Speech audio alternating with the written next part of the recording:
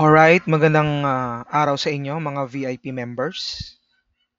Ngayong araw, ituturo ko ang isa sa much effective strategy na ginagamit natin para sa scalping.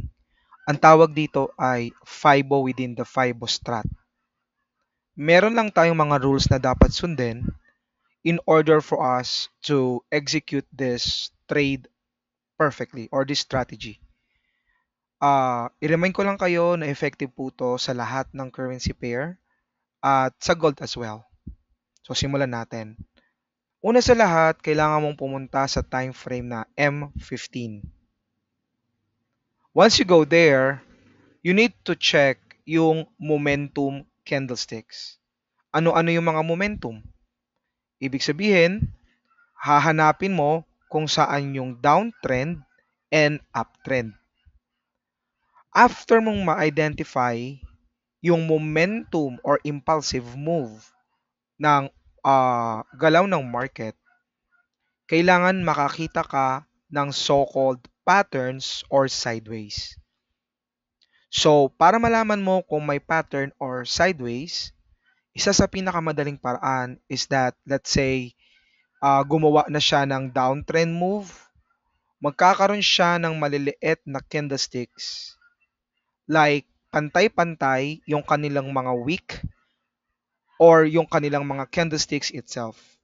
As soon as na mag-create yon ng dalawa, tatlo o higit pang magkakapantay na wick or candlesticks na hindi gumagawa ng anumang momentum or anumang candlesticks na magbe-breakout doon sa current niyang movement, kailangan mong i-graph iyon. Okay? So, paano siya i-graph? Ilalabas mo lang yung Fibonacci. Ito po yan. Meron din tayo dito sa insert, Fibonacci, and retracement. So, ang settings nito ay basically as is lang, default. Baguhin ko lang yung kulay. Okay.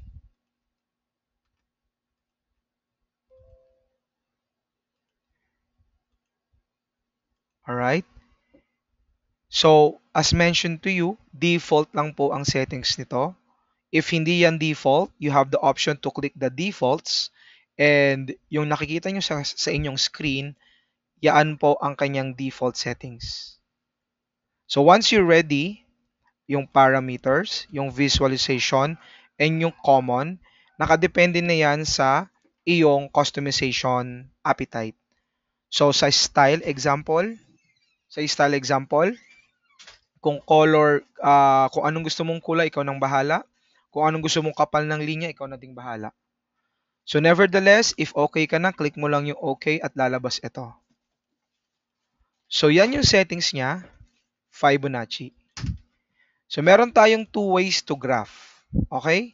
Una muna, kailangan ma-practice po kayo na from upper left side pababa, okay?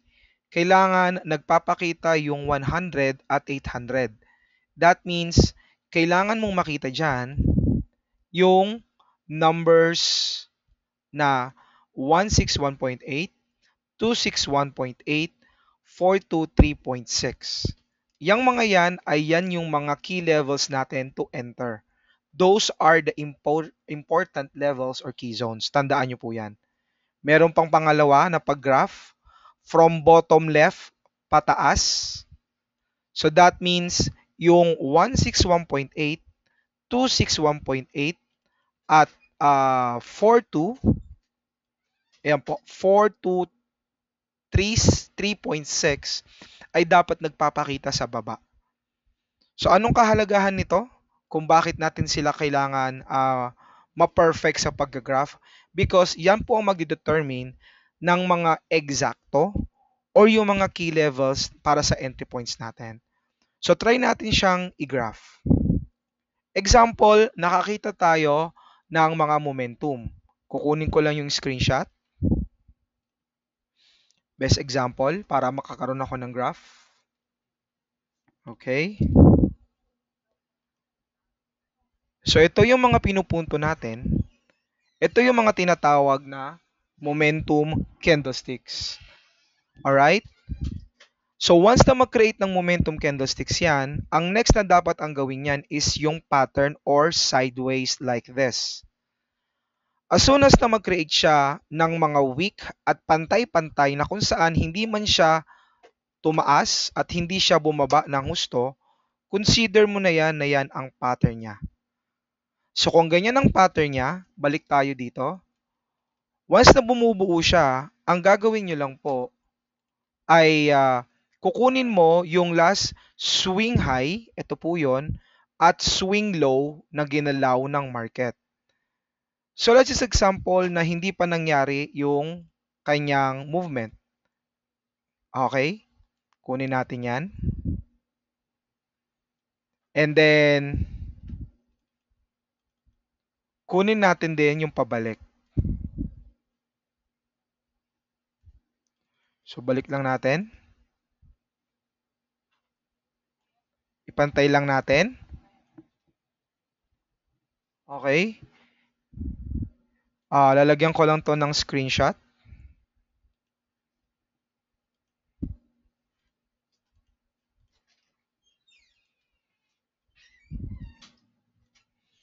So, hold on.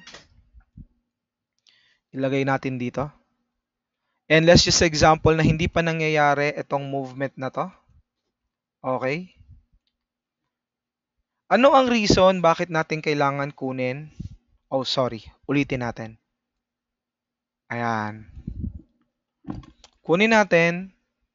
Screenshot ulit.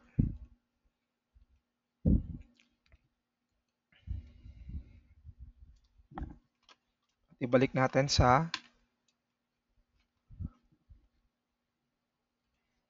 MS Paint. So let's just say na hindi pa nangyayari tong movement na to. Okay?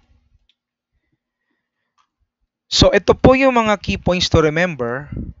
Bakit natin iginaraf itong ganitong itsura?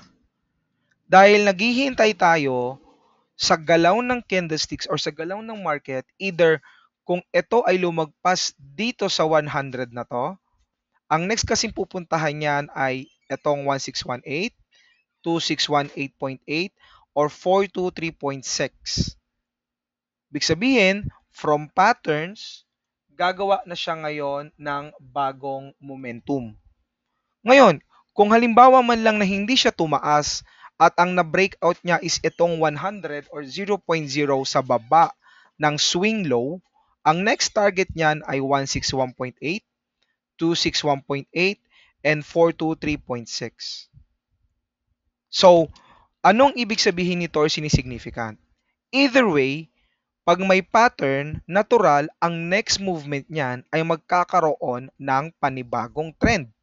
So, kailangan mo lang hulihin yung trend na yon at dun sa trend na yon, dun tayo maghahanap ng so-called reversals or entry points. So, tandaan nyo po, kapag ganito po ang structure niya at nakagawa na kayo, always remember na ang 161.8 pag nasa taas, you can put sell position, sell, sell pag napuntahan ng candlesticks. Kasi nag-expect ka na magre-retrace back siya pabalik. So dito muna tayo sa taas. Let's just say na breakout tong 100 at tumaas siya. Once na mapunta niya to, pwede kang mag-take risk and put sell. But you must remember na meron din tayong mga opportunity na possible na hindi respetuhin to ng market at bigla niyang puntahan si 261.8 and 423.6. Kung ganun ang mangyayari, dapat man lang gumamit ka ng risk management. So dito papasok yung market angle layering. Halimbawa, again, kung pumanik yung market at na-reach to, pwede kang mag-take ng 0.01 lot size.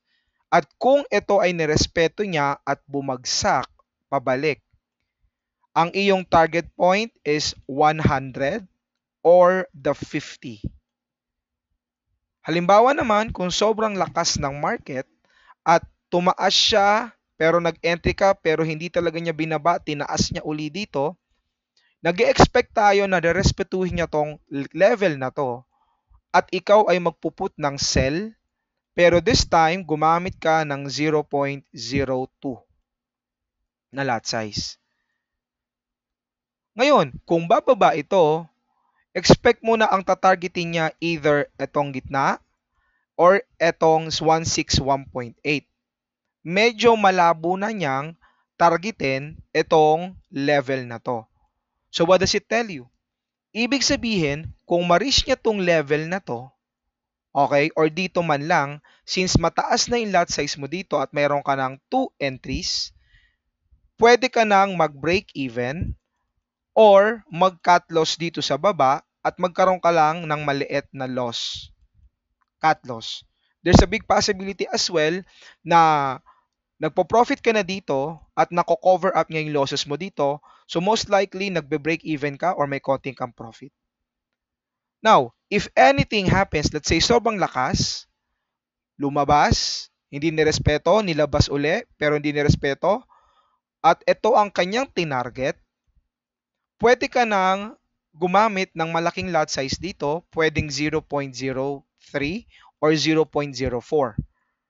Dahil ini-expect natin na since hindi niya nirespeto itong mga zones na to, kailangan niyang kumuha ng retracement pababa.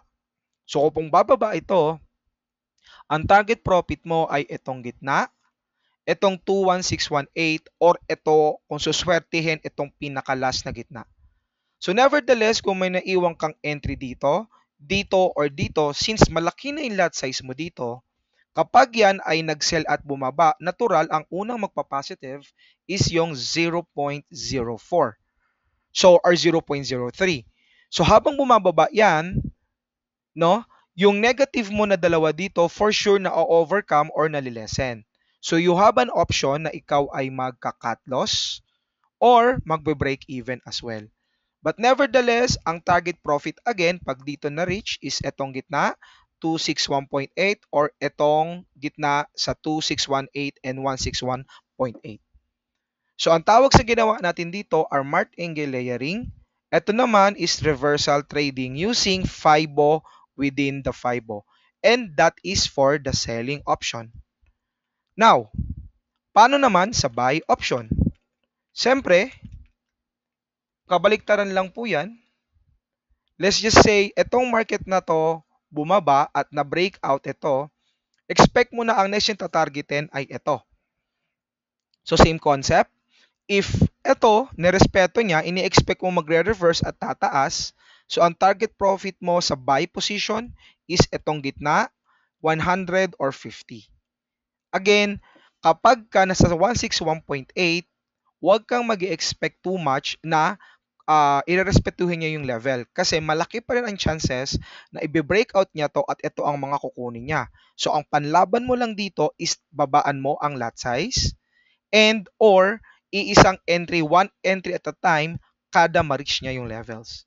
So same concept, pagka hindi nirespeto, binaba, 0.02 for buying position. Pag di nirespeto, binawa, taasan mo, 0.03 or 0.04. Now, the lot size would also differ depende sa account mo. So, yung sinabi kong mga lot sizing, ay yun ay applicable for $100 and below. Okay? Pero of course, if you have $200 and up, pwede mo namang baguhin tong mga lot size na to. Again, hindi tayo nagkulang sa kakabigay ng information kung ano ang proper lot sizing in accordance to your investment. So check nyo na lang yung ating mga reading materials. Nandun po yung mga guide. But nevertheless, ang tawag po dito ay FIBO within the FIBO. So ito po ay applicable for desktop or PC. Gagawa po ako sa next video ko for mobile phones. So maraming salamat and you have a good day.